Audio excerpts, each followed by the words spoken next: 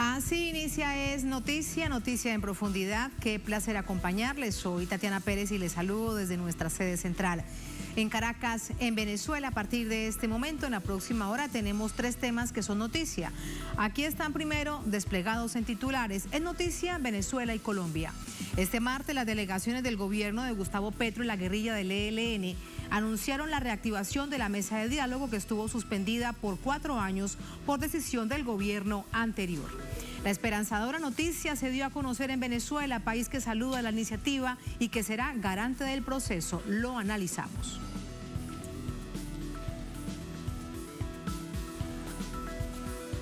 En noticia Brasil, la campaña de Lula da Silva recibe el apoyo de Ciro Gómez, ex candidato presidencial, cuarto en el resultado. Mientras Lula sostuvo un encuentro con Simone Tebet, tercera más votada en la pasada contienda. Aunque no confirmó su apoyo al PT, se espera que se sume en los próximos días. Les contamos. En noticia Ecuador, con el mismo horror de las anteriores, se registra una nueva masacre dentro de una cárcel, en esta oportunidad en La Tacunga. Según las autoridades, hay 16 personas muertas, 43 heridas. Es la 8ª masacre en lo ocurrido de este año dentro de un recinto penitenciario. ¿Por qué continúa este fenómeno con tal nivel de violencia? Vamos a verlo. Noticia Casi comienza. Bienvenidos, bienvenidas.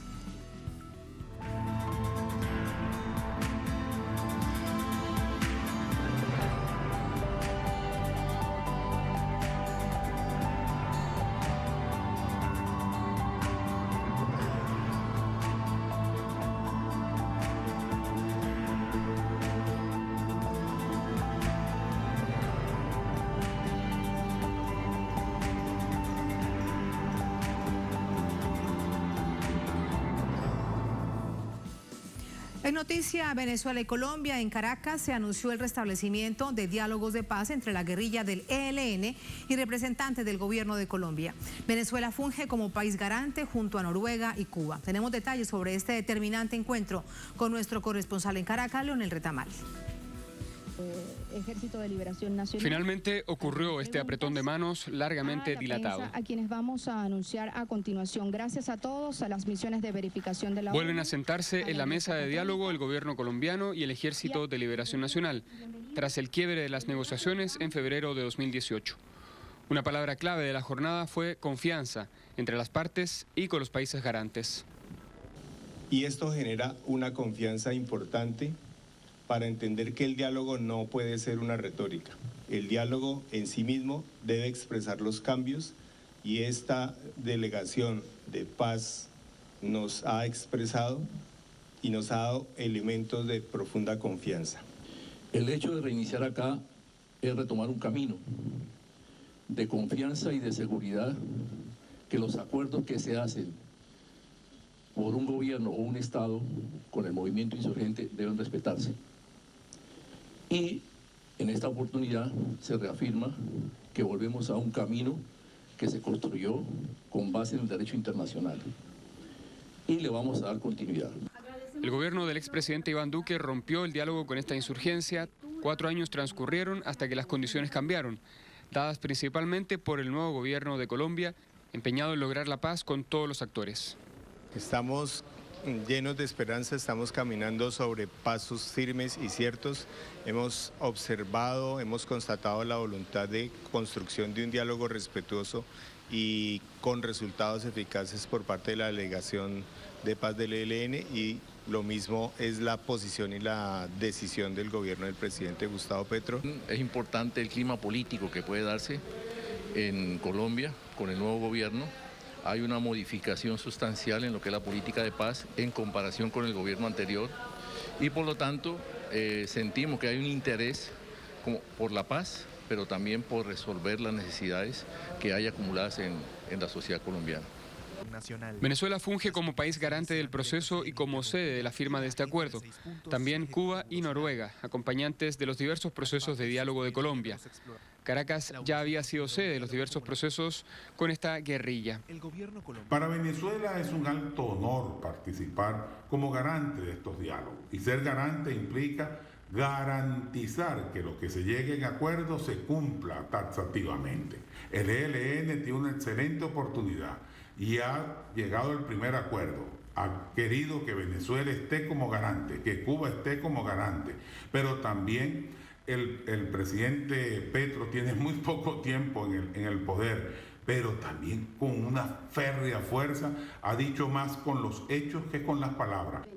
El pasado 13 de septiembre, Colombia pidió a Venezuela ser garante del proceso de paz. Tras la asunción del presidente Petro, ambos países reactivaron sus lazos políticos, bilaterales, diplomáticos y fronterizos. Leonel Retamal, Telesur, Caracas, Venezuela. Vamos a revisar reacciones, por supuesto, desde Colombia. Vamos a Bogotá con nuestra corresponsal Viviana Bello. Hola, Viviana, adelante con estas reacciones, repercusiones de este hecho tan importante, tan esperanzador, pensando en esa anhelada paz total para Colombia. Tatiana, muy buenas noches para usted y para todos los televidentes. Pues mire, el secretario general de la Organización de las Naciones Unidas también celebró la decisión anunciada hoy por el Gobierno Nacional y el Ejército de Liberación Nacional de reanudar estos diálogos de paz e instó a ambas partes a que aprovechen plenamente esta oportunidad para poner fin a un conflicto letal que ha durado décadas. Y en ese mismo orden, pues también otros personajes de la vida política de Colombia se pronunciaron desde el Congreso de la República, aseguraron que ven con muy buenos ojos y con optimismo estos primeros pasos que se dan para avanzar en esta consolidación de la paz. Puntos importantes a destacar de este anuncio que realizó la delegación conjunta. El primero, pues que estas conversaciones iniciarán, como ya bien lo comentaba nuestro colega, sobre la base del progreso alcanzado en las negociaciones anteriores, con un factor clave y tiene que ver con que se concede la participación de la sociedad civil en la construcción de la paz. El reconocimiento a Cuba, a Noruega y a Venezuela por haber aceptado asistir a las partes, muy a pesar de la estigmatización pues de la que fueron víctimas estas naciones por parte del exgobierno del expresidente Iván Duque.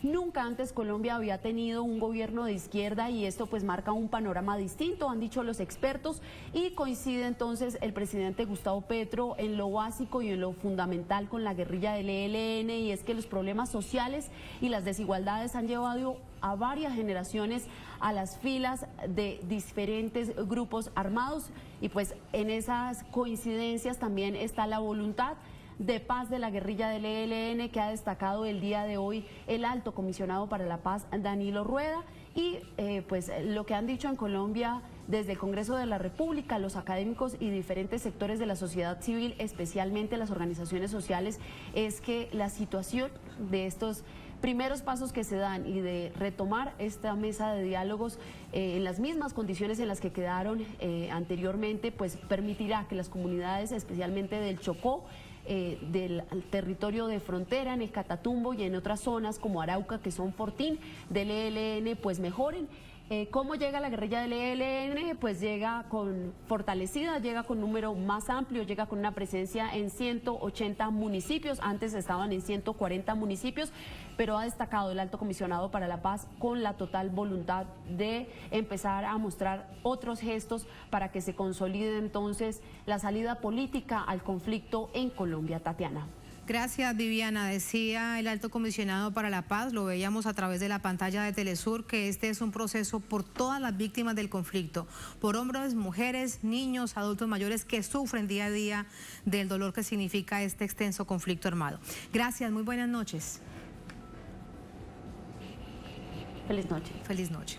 Vamos a entrar con el análisis. Para ello nos acompaña Álvaro Villarraga. Él es politólogo, experto en temas de derechos humanos, del conflicto armado interno. Nos acompaña también desde Bogotá. Doctor Villarraga, buenas noches. ¿Cómo está? Tatiana, muy buenas noches y un saludo a todos quienes están sintonizados. Muchísimas gracias. Voy a repasar brevemente 3 puntos claves de este comunicado que se ha firmado por ambas delegaciones, por ambas partes, para anunciar el restablecimiento de diálogos entre el Estado colombiano en representación del gobierno del presidente Gustavo Petro y el ELN. 1 punto, reinstalar la mesa de conversaciones. 2, retomar el conjunto de acuerdos y avances logrados desde la firma de la agenda de marzo en 2016 y anunciar restablecimiento de este diálogo en la primera semana de noviembre de este año 2022. ¿Cuál es su opinión? Es una noticia extraordinariamente positiva para Colombia, para la región y para el mundo. Cambia Colombia. Colombia vuelve al empeño de construir la paz. En Colombia, la única guerrilla insurgente que no ha logrado pactar una paz definitiva con el Estado colombiano es el Ejército de Liberación Nacional. Es bien conocido, y ahora ustedes hacían referencia a que se perdieron 4 años para la paz. El anterior gobierno de Iván Duque suspendió la mesa de negociaciones, atacó los países que colaboraban, señalándolos de amigos del terrorismo, especialmente a Cuba por albergar con buenos oficios la mesa de conversación. También deterioró la aplicación del acuerdo con las FARC. Hoy es un paso histórico porque se recupera ya de una manera efectiva el acuerdo, el avance en la negociación con el ELN. Recordemos que el 7 de agosto pasado tomó posesión el presidente Gustavo Petro y a los 4 días estaba reunido en La Habana con el gobierno cubano ofreciéndole excusas y recibiendo la generosa nueva confirmación de país garante y de apoyo al proceso de paz. Y la delegación colombiana presente en nombre del presidente Petro, en esa ocasión también en La Habana, conversó con la delegación que quedó allí estancada del ELN de la pasada negociación de hace 4 años. Hoy, en Caracas, de nuevo, se abre la mesa de negociación. Y esos 3 puntos ratifican que gobierno y el ELN no van a empezar de cero. Van a retomar la agenda que se exploró por varios años y que fue una agenda con un acuerdo que se hizo público y se ratificó también con la solidaridad de la República Bolivariana de Venezuela, el conocido Acuerdo de Caracas de 2017. Acuerdo que llevó a un primer año de negociación con unos avances importantes, un cese al fuego de 100 días y un desarrollo de su agenda de 6 puntos, especialmente en su punto 1 de participación ciudadana y en su punto 5 con relación a los alivios humanitarios en varias regiones como Chocó y Nariño. Hoy se pone de presente en ese sentido que ya se habilita la mesa como tal, la delegación del ELN que habrá de actualizarse, de renovarse, y lo propio hará el gobierno. De manera que Colombia entra de nuevo en una negociación de paz que se recupera y en una situación extraordinaria. Este gobierno no tiene líneas rojas como pudieron tener gobiernos anteriores frente al tema del modelo económico neoliberal que impedían que llegara a ser tema de la negociación de paz, frente al tema, por ejemplo, de fuerza pública, su reforma, su democratización, frente al tema propio de la participación ciudadana, etcétera. Sí. Es decir, aquí sobre el tema hay de la cierto optimismo, claro, porque el gobierno tiene una política de cara a transformaciones y el ELN tendrá sus propuestas y sus consideraciones a tratar en la mesa. Es que el gobierno lo que ha demostrado es que tiene realmente voluntad política para lograr la paz con todos los actores armados de Colombia. Usted nos hablaba sobre este segundo punto, retomar el conjunto de acuerdos y avances logrados desde la firma de la agenda de marzo en 2016. Y el primer punto, usted lo recordaba, es la participación política de la ciudadanía, sobre todo teniendo en cuenta que el ELN tiene mucha conexión con las comunidades en las zonas en donde hace presencia y ahora con mayor razón. Pero el punto es que ya Colombia no es el mismo del año 2016 o 2017. Es un país que tiene nuevos actores armados, disidencias de las FARC, paramilitares, grupos criminales ligados al narcotráfico. Es toda una maraña de dificultades que hay en distintas regiones en donde también hace presencia el ELN. ¿Cómo vislumbrar una situación así para la participación política de la ciudadanía y que luego esa ciudadanía no termine padeciendo más dolor? Es muy pertinente la pregunta suya porque no fue simplemente la suspensión de la mesa de negociaciones por 4 años. fue la inaplicación del acuerdo en el sentido de que en las regiones donde se debería construir la paz, donde el Estado, con todas sus instancias, de manera garantista, debería recuperar una relación constructiva con las comunidades, aplicando reforma agraria, aplicando nueva participación política, este panorama no se dio. La mayoría de las regiones están con una recomposición diversa de actores armados. El propio no cumplimiento del acuerdo alentó a algunos grupos minoritarios y conocidos como disidentes que se han rearmado con pretensión de rehacer guerrillas, incluso a nombre de las anteriores FARC, que ya históricamente firmaron la paz y entraron a la vida ciudadana. Redes narcoparamilitares, redes de mafia y estructuras que venían del viejo paramilitarismo con controles territoriales.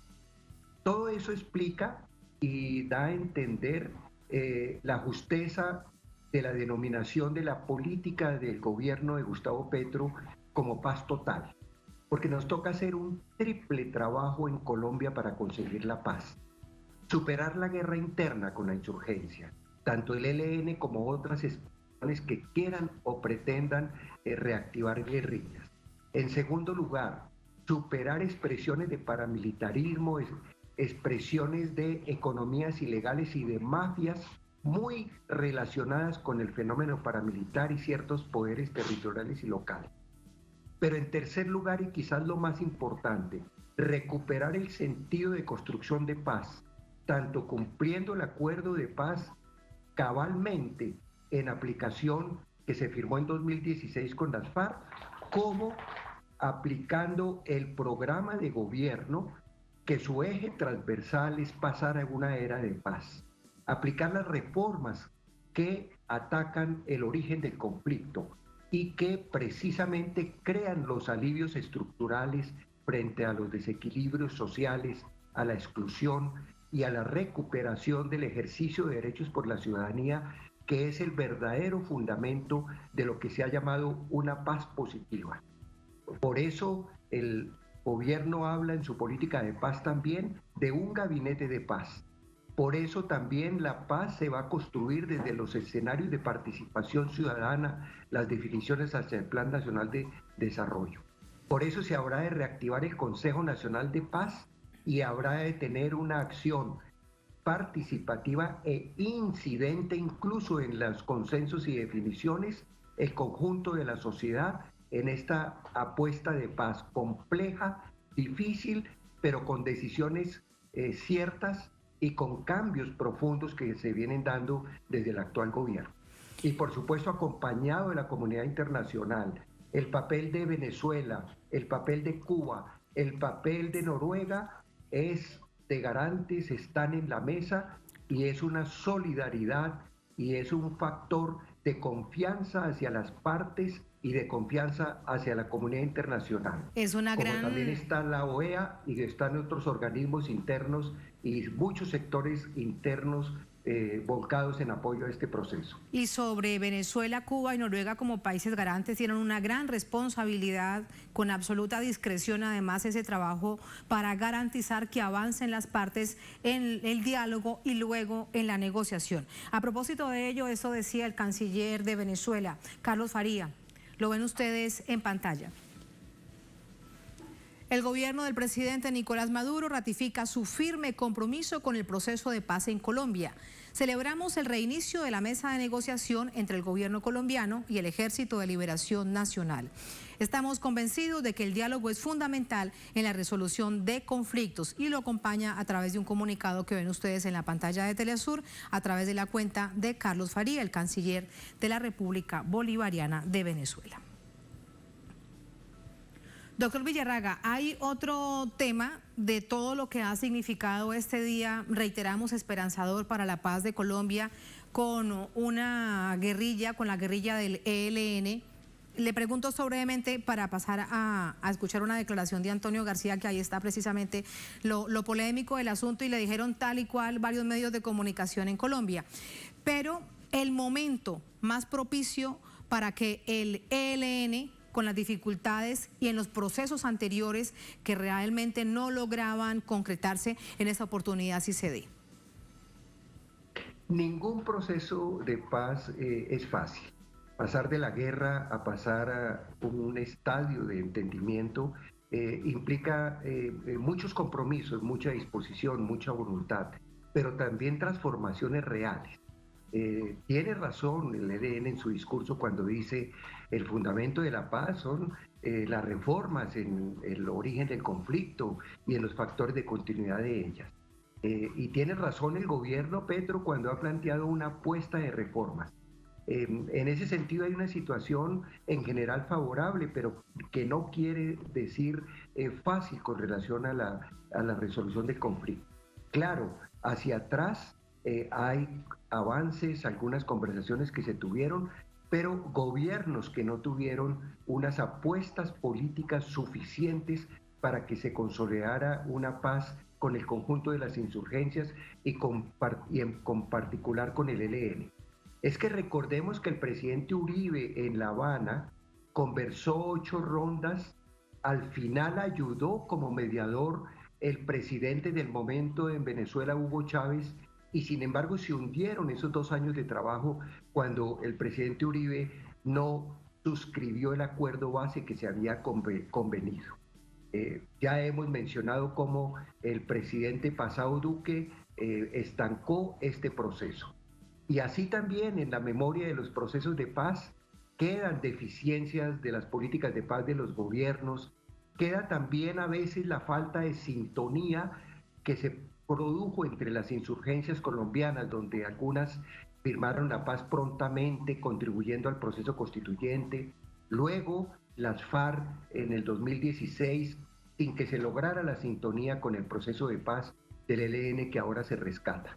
Lo importante ahora es que hay disposición de las partes y más allá de la voluntad, apuestas políticas gubernamentales que ojalá lleven a una pronta negociación con resultados en cada uno de los 6 puntos de la agenda y a rodear por parte de la población colombiana y de toda la institucionalidad para que podamos pronto cerrar la guerra, cerrar paralelamente a todas las formas de violencia y construir los fundamentos de una paz duradera.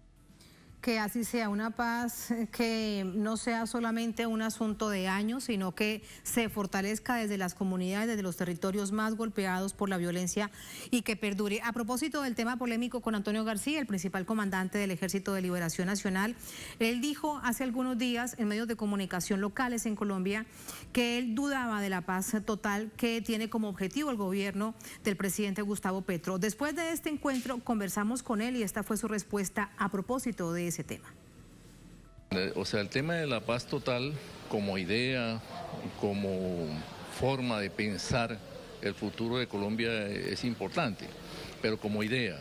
Pero la realidad es un tanto compleja. Entonces en Colombia negar la existencia de los conflictos no puede asociarse con la paz. Siempre los conflictos son necesarios porque son, digamos, medidas, iniciativas que toma la sociedad para protestar contra las ausencias del Estado. Entonces el conflicto no es que sea malo, lo que es malo es los trámites, que se niegan los trámites a los conflictos que permitan solucionar los problemas. Doctor Villarraga, su opinión. De estas declaraciones que usted nos facilita, con relación a las anteriores declaraciones de un documento que circuló el ELN, yo creo que hay un avance en una comprensión más justa y más cercana a la pretensión de la política de paz total. La pretensión pone siempre en primer lugar el cierre de la guerra con acuerdos de paz de carácter político con las guerrillas, con las insurgencias armadas, que esa era una preocupación del ELN y yo creo que eso está claro dentro de la política gubernamental y el acuerdo de hoy, sus 3 puntos lo ratifican, lo cual no choca con la necesidad gubernamental en política de paz, en política de seguridad también, de superar los demás factores que contribuyen a la violencia política e incluso que contribuyen a violencias generalizadas que afectan la población en las regiones. En cierta manera, la complejidad de los conflictos que el propio Antonio García está refiriendo es lo que debe ser superado con iniciativas eficaces desde el gobierno nacional y convocando a ese tipo de actores. De manera que, si bien hay una paz total y hay una paz hacia varios sectores, creo que se interpreta también como de tratamientos diferenciados y soluciones diferenciadas en lo político, en el marco jurídico y en las posibilidades sobre las que se está trabajando desde el gobierno, desde las bancadas mayoritarias del pacto histórico y aliados en soporte de este proceso, y desde todas las instancias también de la justicia, desde la sociedad civil.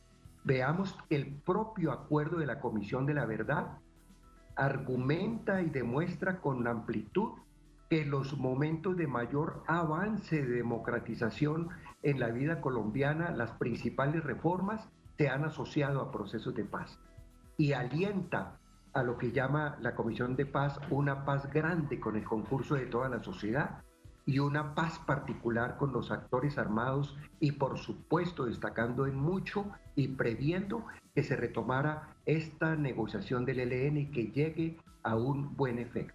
De manera que esas declaraciones de la comandancia del ELN creo que buscan también entrar la propia contribución y la propia interpretación que hace parte de la discusión y le abona a los consensos que se habrán de construir desde las vocerías gubernamentales y desde la incidencia y participación de la sociedad civil en las definiciones de la política y de las medidas que den realidad a este proceso. Será también, interpretando además estas declaraciones de Antonio García, la visión filosófica que tiene el Ejército de Liberación Nacional con esta base del materialismo dialéctico, en donde siempre, entre otras cosas, dudan de todo lo que signifique un proceso de carácter social donde participe una cantidad de personas con visiones distintas.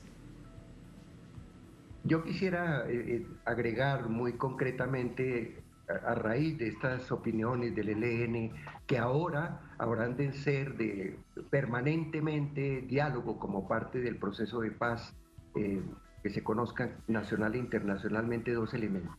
Primero, recuperar que el ELN siempre ha puesto énfasis en los procesos de paz, desde los años 90 hasta hoy, en la participación de la sociedad. Y esto ya tuvo un avance en el primer punto. Ese me parece que es una impronta, un aporte nuevo que va a brindar este proceso de paz, que coincide además con un gobierno que inicia con una metodología de estímulo a la amplia participación de las sociedades, de lo territorial y local a todo nivel. Y el otro elemento es el que enarbolan muchas comunidades desde los territorios. Este viernes hay un encuentro nacional de muchos sectores atropellados por dinámicas de violencia y del conflicto, en segunda cumbre humanitaria en Bogotá. Es el tema humanitario. Empezar con un cese al fuego bilateral con el ELN. Las actitudes que ya desde el gobierno nacional, con el llamado y con la actitud, digamos, de conversar y abrir niveles de acuerdo, ambientan y a la vez exigen de todos quienes estén interesados, todos los sectores en la paz total, una actitud de cese de los fuegos, de cese de la violencia, de respeto a la población, de no violación a los derechos humanos desde el propio Estado y de no violación al derecho humanitario de otras partes. Pero, doctor Villarraga, con el asunto espinoso del cese el fuego, lo ideal es que exista un cese bilateral del fuego y en este caso con tantos actores armados en Colombia sería un cese multilateral del fuego, como lo ha denominado de alguna manera el Alto Comisionado para la Paz de Colombia. Para el caso específico del Ejército de Liberación Nacional, planteemos hipotéticamente la situación, que exista un cese bilateral con las fuerzas militares. Pero ¿qué pasa con los otros actores armados con los que el Ejército de Liberación Nacional se enfrenta, por ejemplo, en el departamento del Chocó, con grupos paramilitares? Creo que el presidente Petro ha tenido una iniciativa audaz, y me atrevería a decir audaz y generosa. Otros gobiernos se enfrascaron no con disposición a ceses del fuego bilaterales, incluso con exigencias unilaterales que a veces resultaban estériles, dadas ciertas circunstancias, o dados, operativos militares ofensivos del Estado que impedían que se diera esa situación. Pero desde el inicio, el presidente Petro y la política de paz de este gobierno llama al cese al fuego, pero también ofrece la posibilidad del cese bilateral. Ahí se están ahorrando meses, quizás años, que se han dilatado en otros procesos de paz con gobiernos anteriores. Es más, se constata desde el punto de vista práctico que ya hay un descenso. No están en una actitud de ofensiva militar en el caso del Estado frente al ELN y viceversa. Casi de hecho hay una actitud recíproca y empieza a darse frente a otros actores. Desde luego que en el mediano plazo eso debe llevar con cada uno de manera diferenciada de acuerdo a su carácter, porque hay otros actores que son grupos pequeños, residuales o rearmados, como hay otros sectores que no son propiamente del conflicto bélico o armado, sino que son sectores de economías ilegales, pero que coercionan y desarrollan violencia contra la población. Por tanto, habrá tratamientos diferenciados. De esperar un nuevo cese al fuego bilateral y a las hostilidades con el ELN, como ya se dio por 100 días, recordemos, en 2018, entre 2017 y 2018. Y de esperar también otras soluciones en el mismo orden, de cesar los fuegos, pero de cesar la violencia y con quienes respondan las hostilidades de manera más específica y particular con otros actores. La defensa de la vida, de los derechos humanos y el crear un clima de entendimiento es lo que facilita también que avancen sin dificultades estos procesos de paz, como los procesos a otro nivel y con otros actores de acogimiento a fórmulas de responder a la justicia, responder a las víctimas y tener también alivios penales y tener posibilidades de reintegración. Y con el ELN, desde luego, con otro perfil de un nuevo acuerdo de paz que le aporte a la democratización del país y a la superación de la guerra. Ya sería el cierre definitivo de la guerra con todas las insurgencias. Doctor Villarraga, muchas gracias como siempre por ese análisis. Muy buenas noches. Bueno, Tatiana, muchas gracias por la invitación. A usted muchas gracias. Con mucho agradecimiento por el interés de la de Colombia y de la situación humanitaria en Colombia. Anhelo de Telesur y anhelo de toda nuestra América Latina. Un abrazo, doctor Villarraga. Igualmente, muy buenas. Muchas gracias. Así vamos a la primera pausa en esta emisión de Es Noticia. Al volver en Noticia a Brasil, la campaña de Lula da Silva recibe el apoyo de Ciro Gómez, ex candidato presidencial, cuarto en el resultado.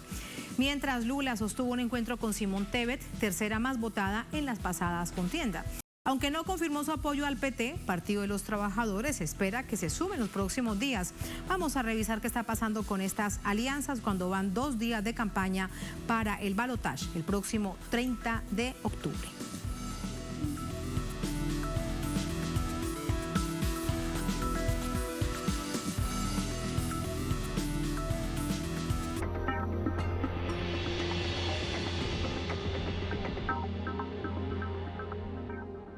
En Conviasa sabemos lo importante que es mover tu negocio. Por eso ofrecemos el servicio Conviasa Cargo. Hoy llevamos tu mercancía a más de 16 destinos internacionales. Con personal calificado y la mejor tarifa del mercado, podrás enviar hasta 90 toneladas. Contáctenos por nuestra página web, correo o el número que aparece en pantalla. Movemos tu negocio siempre a tiempo. Conviasa, nos hacemos cargo.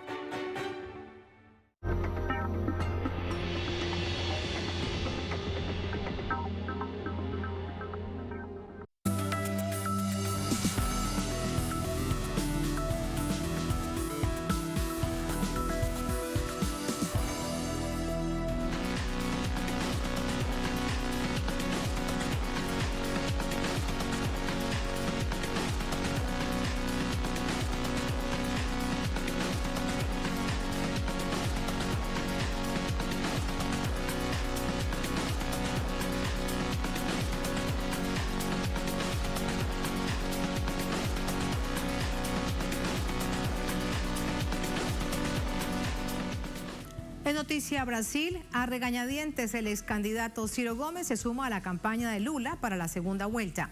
El líder del PT también busca el apoyo de Simón Tebet y hará campaña en los estados donde hay segunda vuelta. Bolsonaro, por su parte, recibe el apoyo del verdugo de Lula, el ex juez Sergio Moro.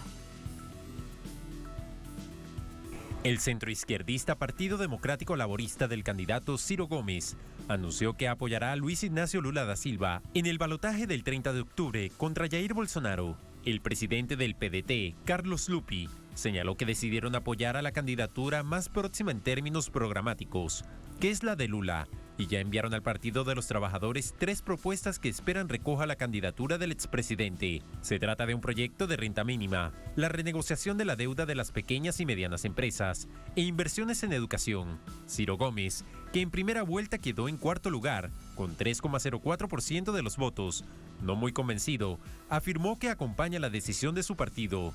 Meus amigos e minhas amigas, acabamos de realizar uma reunião da Executiva Nacional ampliada do PDT, em que por unanimidade nós tomamos uma decisão. E eu gravo esse vídeo para dizer que acompanho a decisão do meu partido, o PDT. Frente às circunstâncias, é a última saída. Lamento que a trilha democrática tenha se afunilado a tal ponto que reste para os brasileiros 2 opções, a meu ver, insatisfatórias. En estos comicios, Gómez obtuvo 9,7 millones de votos, menos que en las elecciones presidenciales de 2018, cuando terminó tercero. En el balotaje, le dio la espalda al candidato del Partido de los Trabajadores, Fernando Haddad. Dijo que no votaría a Bolsonaro, pero no se sumó a la campaña de Haddad y se fue a Europa de vacaciones.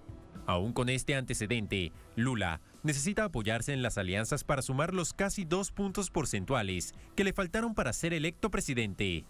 El candidato presidencial conversó este martes por teléfono con Simone Tebet, que llegó tercera en las elecciones, en busca de sumar su apoyo.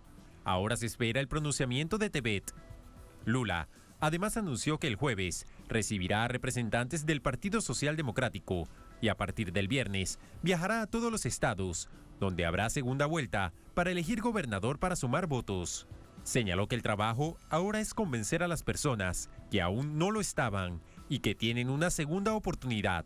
Mientras tanto, Jair Bolsonaro recibió el apoyo del ex juez Sergio Moro, que sin pruebas condenó y envió a prisión a Lula. Después se convirtió en ministro de Justicia de Bolsonaro y dimitió por divergencias con el presidente. El mandatario también recibió el apoyo del gobernador de Sao Paulo, Rodrigo García, que aspiraba a la reelección en ese estado, pero quedó fuera de la disputa en primera vuelta del pasado domingo. Así vamos a entrar con el análisis. Para ello nos acompaña Moisés Balestro. Él es profesor asociado en la Universidad de Brasilia. Nos acompaña desde la capital de Brasil. Profesor, buenas noches. Bienvenido. ¿Cómo está? Buenas noches. Muchas gracias. A usted, gracias. Gracias por acompañarnos. Dice Ciro Gómez, cuando parece que no le queda más, o como decíamos en la Cámara, en la nota que nos precedía, a regañadientes, se suma a la campaña de Luis Ignacio Lula da Silva, que tiene a su manera de ver el país 2 visiones insatisfactorias con estos 2 modelos en disputa sin duda, pero dice además que la democracia, según él, en este momento no está en riesgo. Pero uno se pregunta qué lectura entonces tiene Ciro Gómez de su país, de Brasil. ¿Cuál es su opinión? La opinión de Ciro Gómez es, en ese sentido, es enteramente contradictoria con su propia trayectoria de los últimos 15 años y 15, 20 años. Y también es una actitud muy contradictoria con todo lo que él ha escrito, porque escribió algunos artículos y libros, porque él sabe perfectamente que hay sí una amenaza contra la democracia y también lo que pone él en una situación muy, muy delicada es que el Partido Democrático de los Trabajadores, el PDT, tiene un programa y tiene una tradición y tiene su liderazgo que es claramente en favor de una alianza con Lula contra lo que representa el neofascismo de Bolsonaro. Entonces creo que eso está muy, tiene más que ver con cuestiones personales de Ciro contra Lula, contra el PT, que propiamente su visión de mundo, su trayectoria política, que va justo en la dirección contraria a lo que él ha dicho. Y entonces, pero de todas las maneras, además del PDT, también es importante señalar que el Solidaridad, que es un partido que tenía vinculación con el Roberto Freire, que fue hasta ministro del gobierno Temer y siempre hizo oposición al Partido de los Trabajadores cuando estaban en el gobierno. Ellos tienen una nota donde ponen el apoyo a Lula y son muy claros en su posición.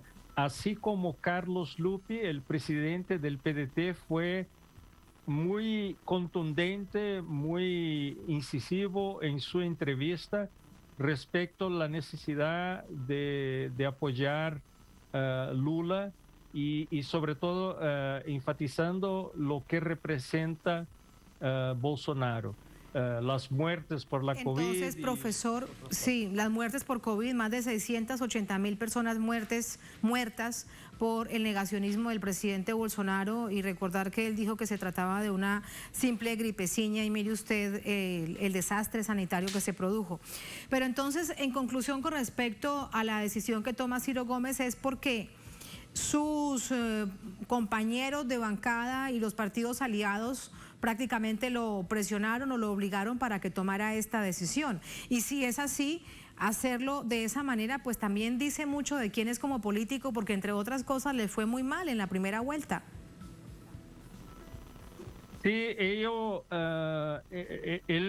ha tomado una senda muy suicida desde el punto de vista político, porque se salió mucho peor que en las elecciones de 2018 y incluso peor que en otras elecciones que él fue candidato, porque esa fue la cuarta vez que él es candidato a la presidencia. La primera en 98, la segunda en 2002 y después las últimas ahora.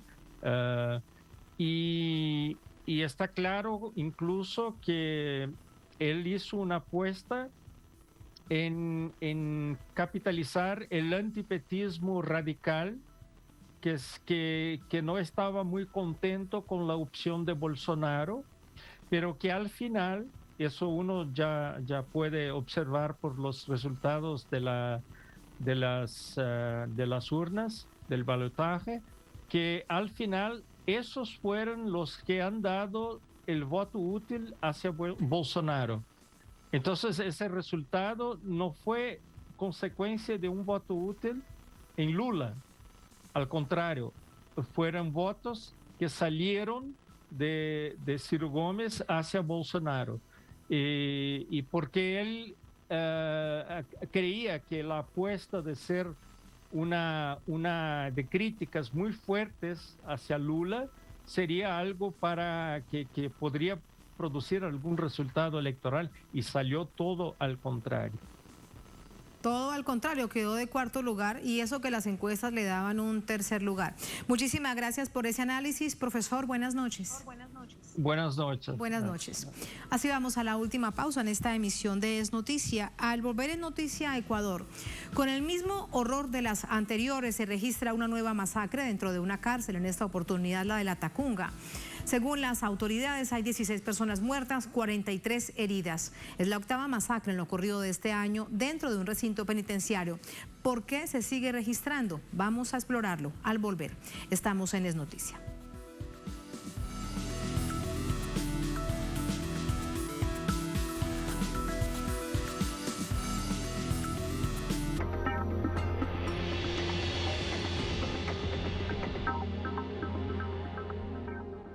Compartimos su sentir, exaltamos sus logros y mostramos su realidad. Nuestro enfoque es global y nos mantiene en sintonía con los pueblos.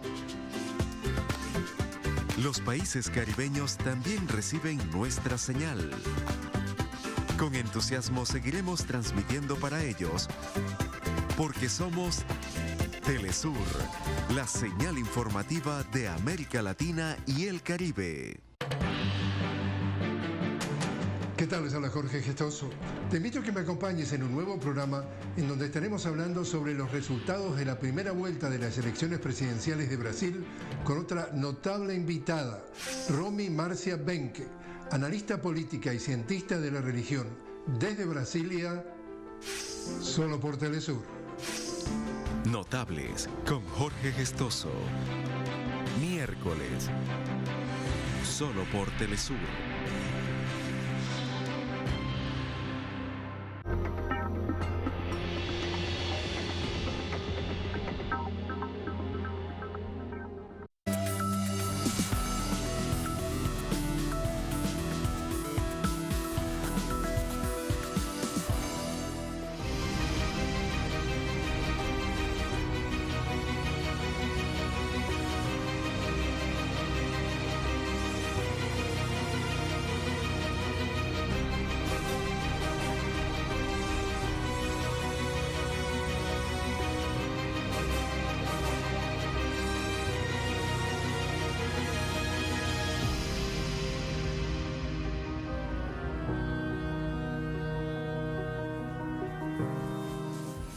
En Noticia de Ecuador se profundiza la crisis carcelaria. Autoridades confirman que 16 reclusos fueron asesinados en la cárcel de Cotopaxi, en la Tacunga, en lo que constituye la 8ª masacre en un centro de detención desde el año 2021.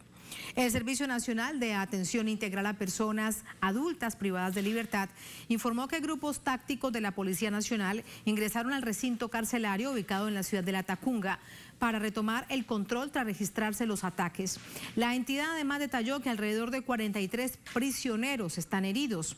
Por su parte, la Secretaría de Derechos Humanos activó el protocolo de atención en primeros auxilios psicológicos para familiares de personas privadas de libertad.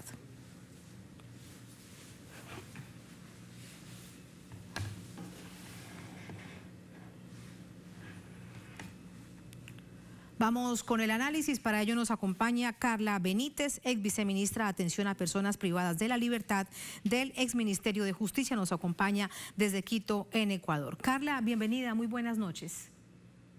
Buenas noches, muchas gracias por la invitación. A usted muchas gracias. En titulares nos preguntábamos, ¿y cómo es posible que esto se siga registrando día tras día? Este nivel de masacres, de enfrentamientos entre las llamadas bandas criminales dentro de las cárceles, cada vez con mayor horror, con mayor violencia y no se logren detener. ¿Qué cree usted que es lo que pasa? Sí, realmente es preocupante la situación que está sucediendo al interior de los centros penitenciarios del país. Es una situación alarmante que debe llamar a las autoridades a poder tomar conciencia de lo que está sucediendo, porque día a día estamos atentos a las circunstancias que pueda darse en los centros penitenciarios, porque no es algo que se haya superado, no es algo que se haya controlado, sino que por el contrario son situaciones permanentes que están latentes y que en cualquier momento puede estallar. Hoy fue el ejemplo en el Centro de Rehabilitación Social de Cotopaxi.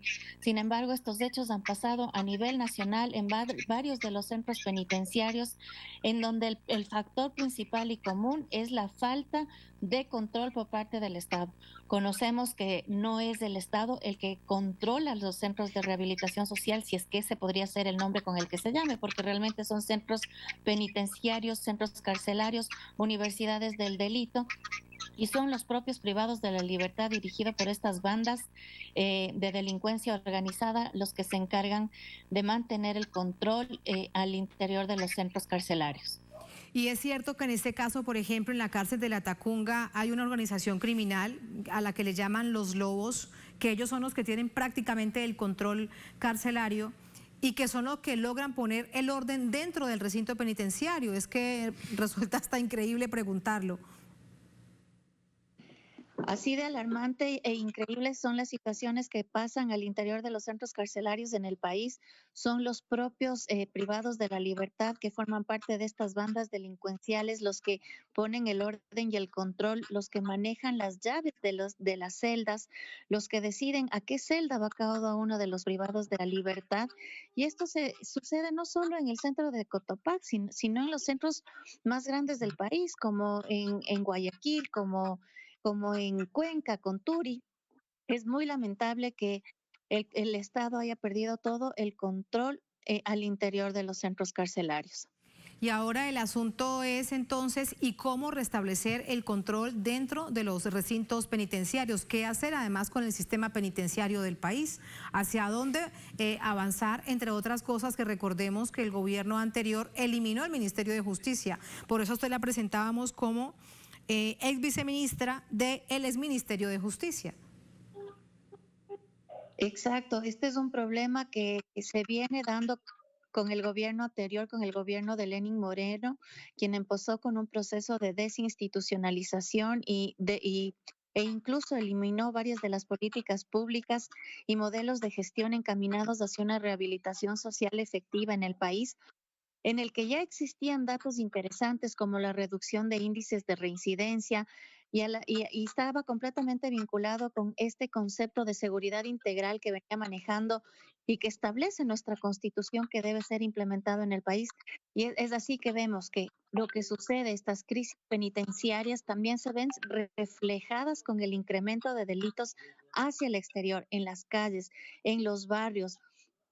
Y eso a nivel nacional. Día a día son alarmantes las noticias, no solo de las crisis penitenciarias, sino del incremento de delitos a nivel de todo el país aquí en el Ecuador. Es muy lamentable que el gobierno, conociendo las circunstancias bajo las que se encontraba, no haya diseñado una planificación específica para contrarrestar la crisis que se viene dando. Más allá de pedir ayudas internacionales, deben implementarse acciones concretas que puedan contrarrestar. Por ejemplo, ¿qué pasa con el sistema de inteligencia? El gobierno nacional está siendo netamente reactivo sin la implementación de políticas preventivas que puedan identificar que estos hechos van a darse en los centros carcelarios. ¿Quiere decir entonces que realmente no ha hecho nada, o las medidas que se anuncian se quedan en retórica porque, Carla, esto sigue registrándose y lamentablemente si esto sigue así quiere decir que se va a seguir registrando? Exactamente, usted bien lo ha dicho, han tomado medidas paliativas solo para apagar incendios, como suele decirse comúnmente. Sin embargo, no existe un planteamiento, una planificación específica de las bases de la estructura de cómo debe atenderse un sistema de rehabilitación social, empezando por tomar el control de los centros carcelarios. Se conoce extraoficialmente que incluso al momento no se ha podido tomar el control del centro penitenciario de Cotopaxi. Es decir, que siguen los enfrentamientos, que siguen las detonaciones al interior del centro carcelario, que no existe información clara hacia las personas privadas de la libertad, que existen hacia las familiares de las personas privadas de la libertad, que existe incertidumbre y que las fuerzas del control no han ingresado al interior del centro carcelario de Cotopaxi. Carla, muchísimas gracias por ese análisis. Con esto último que usted nos dice, pues seguiremos muy al tanto, pendientes en el servicio informativo de Telesur. Muchas gracias, muy buenas noches. Le agradezco a usted, muchísimas gracias, una buena noche. Hasta luego, muchas gracias. Gracias a ustedes por habernos acompañado. Ponemos punto final a esta emisión de Noticias. Será hasta mañana. Sigan con nosotros.